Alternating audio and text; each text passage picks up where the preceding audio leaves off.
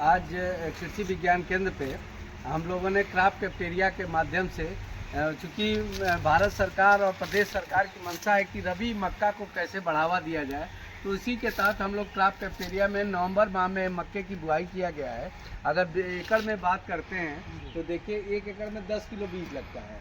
अगर पैदावार की बात करते हैं तो लगभग 35 से 40 कुंटल आता है। तो रबी मक्का, जायज़ मक्का और खरीफ मक्का को प्रमोट करने के लिए हम लोग ने कृषि विज्ञान केंद्र में क्राफ्ट कैफेटेरिया, देखिए नवंबर के माह की बुआई की गई है और इस समय मक्का तैयार है। और इसका क्या करेंगे, भुट्टे के रूप में भी आप देखिए दाने उन्हें इसमें आ गए हैं और ये अब ये पकने की अवस्था में हो जाएगी। तो जैसे ही आप देखेंगे ये तैयार हो तो ये भुट्टे के रूप में भी और दाने के रूप में भी आप ये ले सकते हैं। तो इसकी आपकी पैदावार भी अच्छी होगी। अगर हम एकड़ की बात कर रहे हैं तो 35 से 40 कुंटल है आपकी पैदावार। तो ये मक्का की अलग अलग वैरायटियां हैं, जैसे प्राइवेट की भी है। ये देखिए इसमें कितने अच्छे दाने बन गए हैं। और ये आप चाहें तो बाजार में भुट्टे की इतनी डिमांड है, 10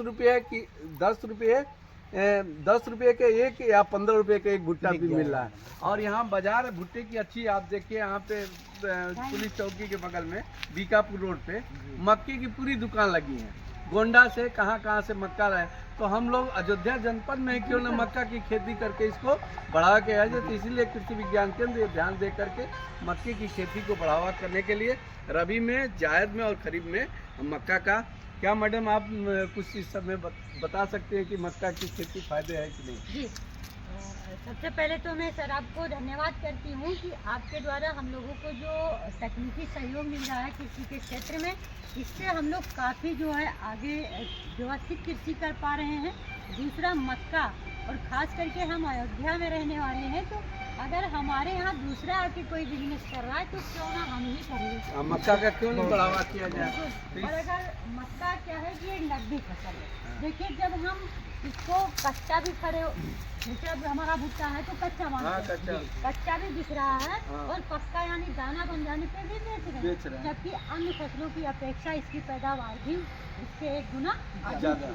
तो इसमें पोषक तत्व तो और भी अच्छा है। इसमें जैसे चाहे मुर्गे के दाने के लिए रूप में देना हो, चाहे आप मक्के के आटा बनवा करके तमाम तरह की रोटी खाए ना हो, तो भुट्टे की मार्केट इतना अच्छा है कि अयोध्या जनपद होने के कारण भुट्टे की डिमांड बहुत ज़्यादा है। एनर्जेटिक भी होता है सर। दूसरा अगर हम इसको खाते हैं तो पेट भी साफ रहता है, क्योंकि इसमें फाइबर्स जो होते हैं वो बहुत अच्छा। तो यही है कि कृषि विज्ञान केंद्र इसको मक्के के बढ़ावा देने के लिए केंद्र पे क्राफ्ट कैफेटेरिया के माध्यम से समय समय पर किसान आते हैं, उनको जानकारी प्राप्त हो जाए कि मक्के की खेती हम तीनों सीजन में क्यों न करें।